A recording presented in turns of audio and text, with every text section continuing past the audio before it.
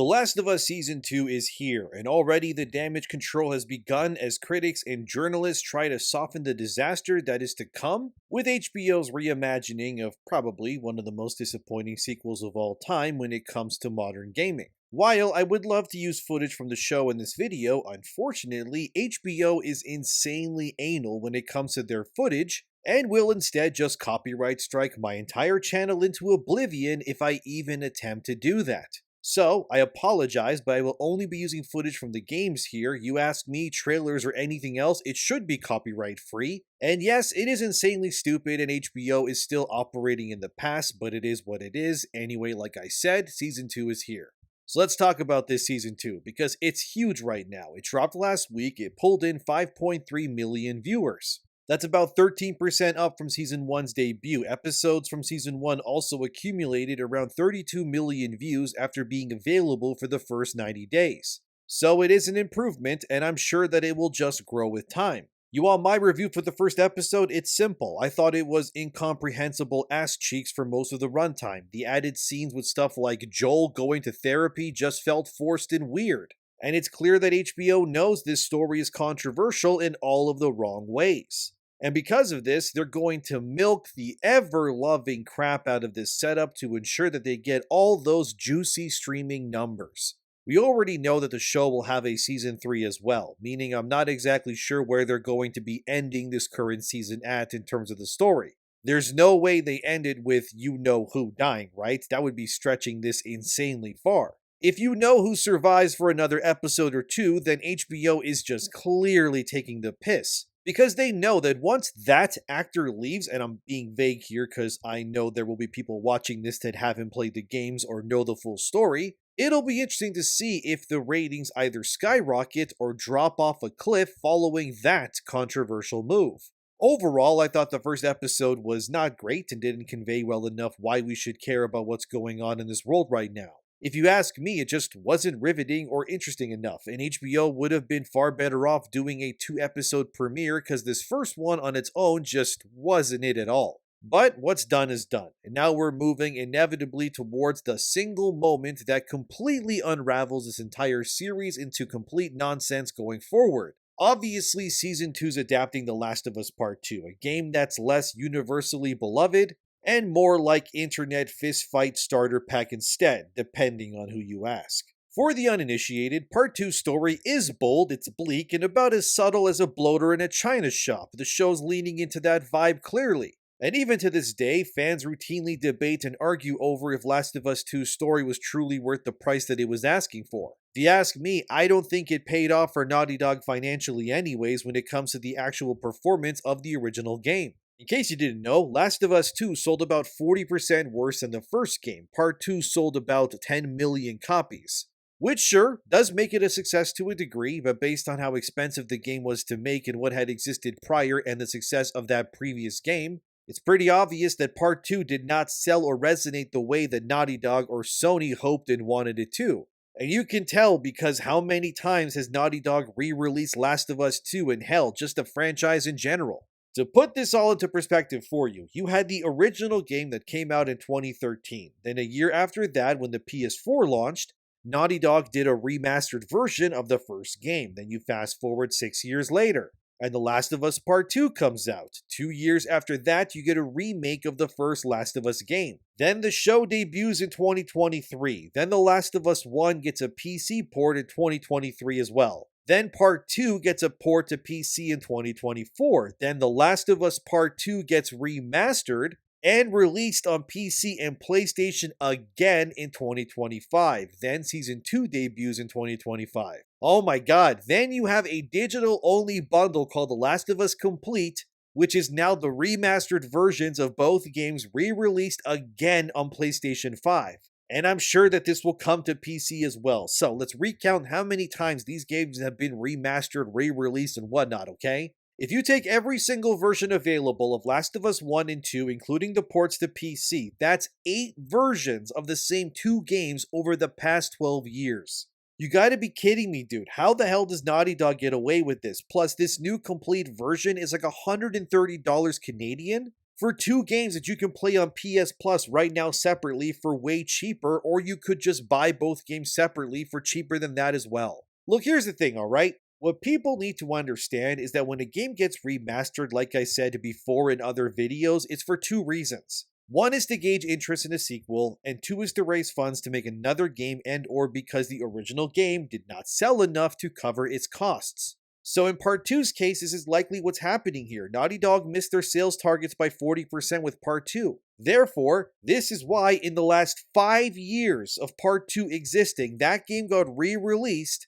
in some form, not once, but 4 times in the last 5 years, guys. What the hell? Do you understand how insane that is? The Last of Us Part 2 has almost been released more times than there are years between it existing and right now when this video comes out. It's just not the behavior of a game in a studio that has sold enough copies to cover its costs. And it's why Naughty Dog and Sony just keep pushing this game out there, hoping someone is dumb enough to now pay $130 Canadian for these two games again. It's just ridiculous, guys. 8 re-releases or remakes in the last 12 years, yet Bloodborne still hasn't been remastered. You can't be serious, Sony. What are we doing here? Sure, I guess we could blame the existence of the HBO show for why The Last of Us is being pushed so hard by Sony with all these remakes and re-releases and remasters. Credit where it's due, Season 1 did turn the already classic video game that sold like hotcakes into a literal cultural juggernaut that even people who didn't play it, now they know that story. And obviously, Season 2's trying to recapture that same recipe, give the audience some killer acting, some cinematic visuals,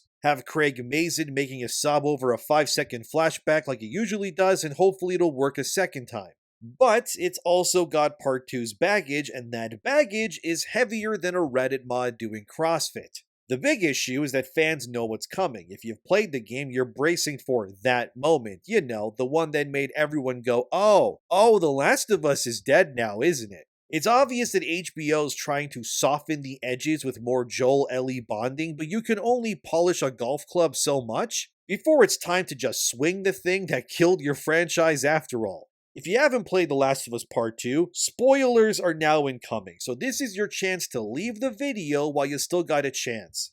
Cause now I gotta talk about why this whole thing is heading towards a dumpster fire. Still here? Alright then. Look, credit where it's due, Part 2 is a technical banger. Graphics so crisp you can count Ellie's freckles on her face. And the combat is so brutal it's practically masochistic ASMR in a world where every broken window tells its own story. But the narrative, it's like Naughty Dog said, you want feelings? Here's a sledgehammer. Here's a quick recap.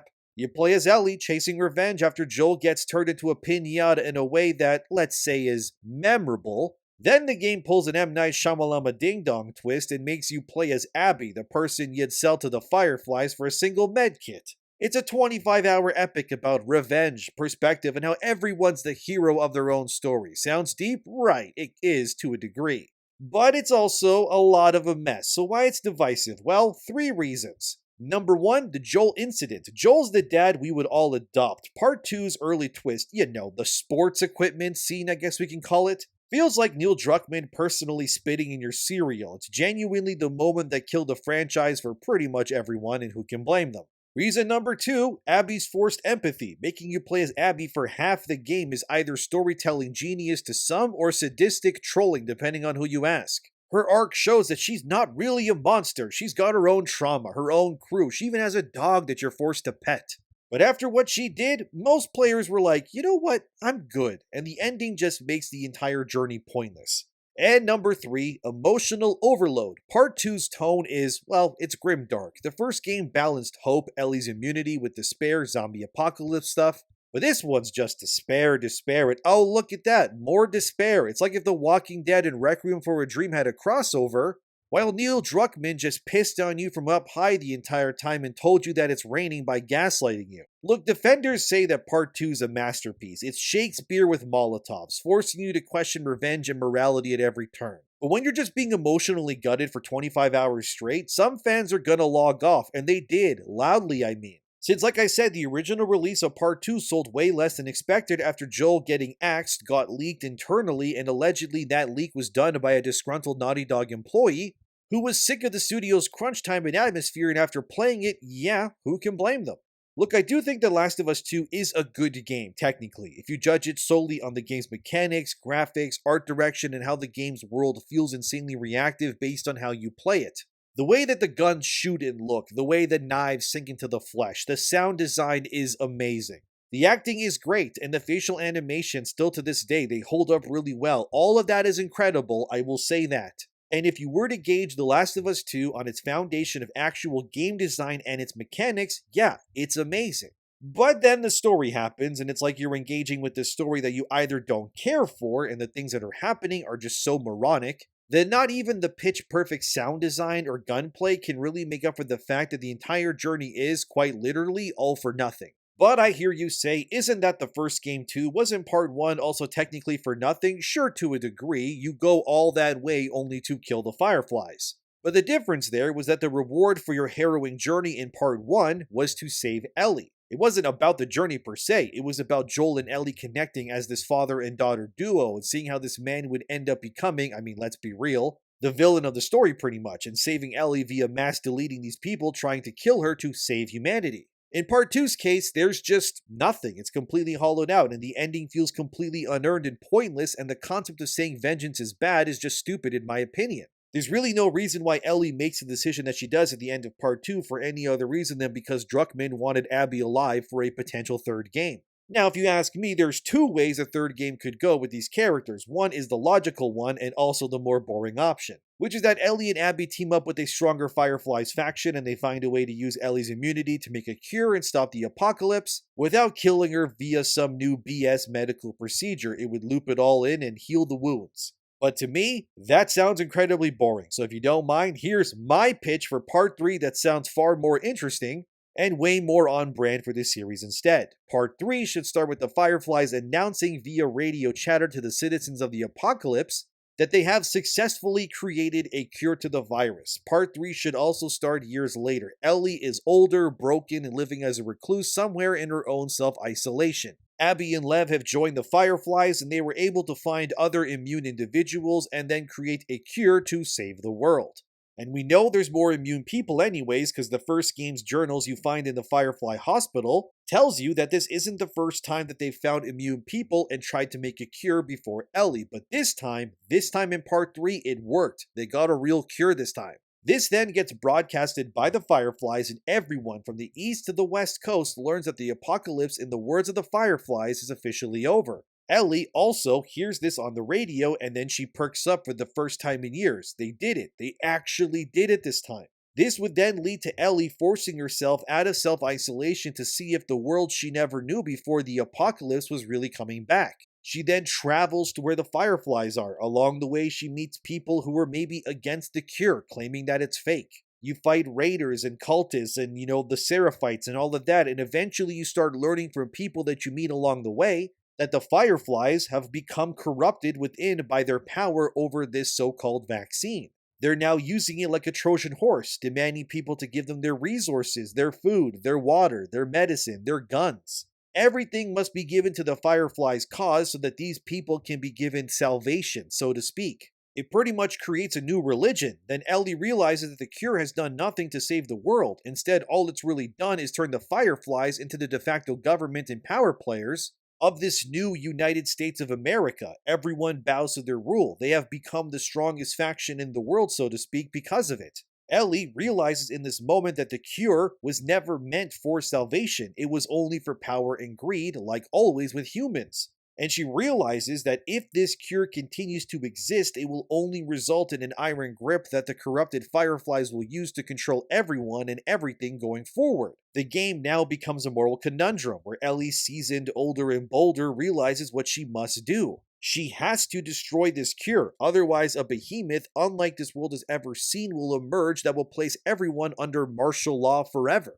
Abby would also be playable, and she is now a devout believer in the Fireflies' cause, and she sees how this corruption is affecting the higher-ups. They're languishing in excess. They're starting to bribe other settlements to send their children to the Fireflies for this cure. They're literally trafficking people as either new soldiers for the cause or even pleasure things to these corrupted Fireflies officials. Eventually, Abby and Lev break free from this. They reject the Fireflies, realizing what's really going on here. It wasn't about a cure, it was about control. And Abby and Lev break into one of these Fireflies, hidden labs that they don't have access to. They then learn that the cure that the Fireflies created is actually flawed. It doesn't cure people of the virus. It may give them temporary protection and must be redistributed at a regular pace to keep their immunity up. But Abby and Lev, in their horror, also realize that the cure has another unexpected side effect. It's turning infected people into something else, something worse, more primal, even less human than they already were. And it's in this moment that Abby and Lev realize the cure isn't just flawed, it's turning the infection worse.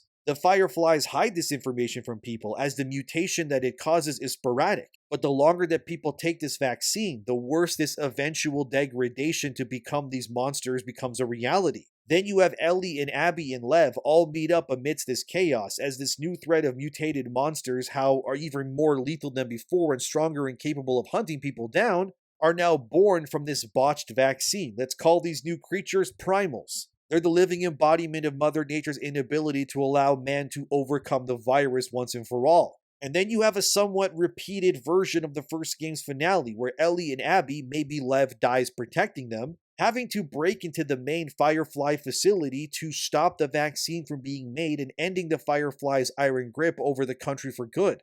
And then you have a scene where Abby and Ellie burst into these labs with surgeons and nurses with their arms up in the air. And Abby realizes that she's suddenly in the same position that Joel was in way back when he was saving Ellie. And Ellie sees the harmless children being experimented on, having their humanity removed from them because of these people's unending greed to have absolute power over others. And then Ellie and Abby, they destroy the vaccine. They end the Fireflies for good, and the entire city that they're in is just overrun by these new primal creatures. These lethal and far more scarier versions of the cordyceps virus. And then the game ends, with Ellie and Abby putting a stop to the madness, and it's a reverse of both games. And it also pays homage to both games' stories and themes, and also paving the way for new stories to be told, as these new infected are now growing stronger and new factions are growing from the destruction of the Fireflies ultimately being disbanded. That's what I would do with a part 3 personally. It would prove ultimately that not only was Abby wrong in killing Joel, but Joel was ultimately right in his decision to save Ellie.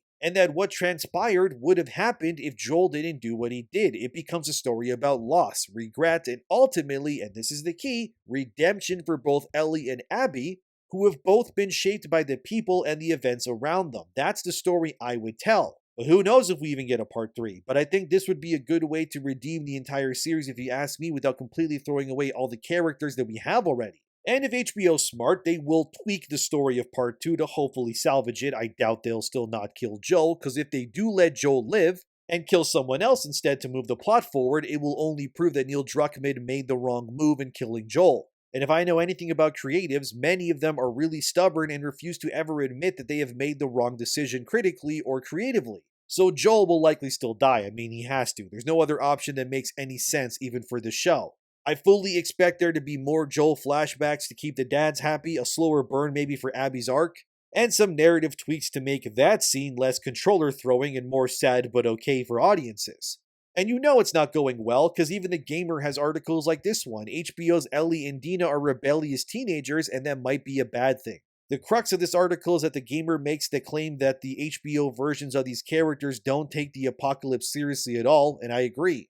For me, this was a big reason why I found the opening episode not really that great, because it felt like the apocalypse was more so a nuisance than an actual threat to these two. And The Gamer makes this claim too in their article, but they find it ridiculous that all the actors for Ellie, Dina, and even Abby are very, very short people in real life. And yeah, I noticed, these people, they look like children size-wise. It's not believable at all that these literal 90-pound soaking wet women would somehow be these lethal people in the post-apocalypse. There's even a scene in the opening episode, which I can't show you again, because HBO will copyright me because they're stupid, but Ellie fights a muscular guy for training in Jackson. And this guy is easily like close to 200 pounds and looks like he can fight, but then you have this rat-bodied Bella Ramsey as Ellie just destroying this guy in a fight. And look, it's just not believable at all. Sure, people will say the guy says at the end of the fight that he pulled his punches because Joel would be mad at him if he hit Ellie, but even then, dude, the whole scene is just ridiculous. The only comparison I can really show you is this dude here who's wrestling a woman. And as you can see, look how he's able to just stand up while this woman is hanging onto his arm, and he's just looking at her like, girl, what is you doing?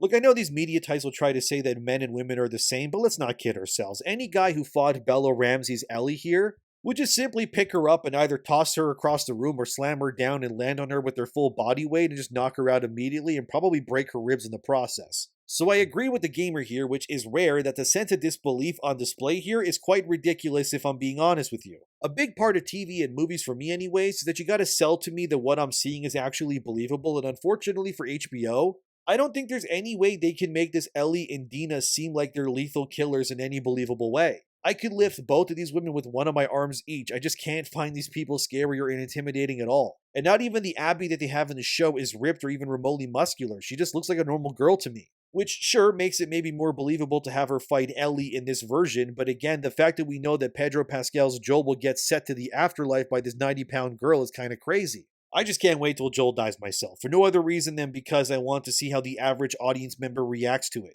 Will they become far more invested in the plot, or will the views for the show just, skyrocket, or will the season 2 go the same way that The Walking Dead did when Glenn got his brain resized by Negan's baseball bat? Some websites claim that it wasn't Glenn's death in The Walking Dead that caused the steep viewership decline, but the mismanaged aftermath of his death and the stories that followed being the real reason. Regardless, according to what I could find, The Walking Dead lost about 4 million of their viewers each episode following Glenn's death, reducing their usual 11 million viewership levels to 7 million following Glenn's untimely demise. Now I'm thinking we may be seeing a repeat of this same situation here, because sure, Steven Yeun, who played Glenn, was beloved, but this is Joel that we're talking about here. And he's being played by a popular Hollywood actor to boot, and when you remove technically the only true Hollywood star power actor from your franchise, what will the general audience think then? I can already see all the dads watching this show see Joel die and they'll go, they done killed Joel the same way they killed that young Chinese boy in The Walking Dead. I'm done with this show.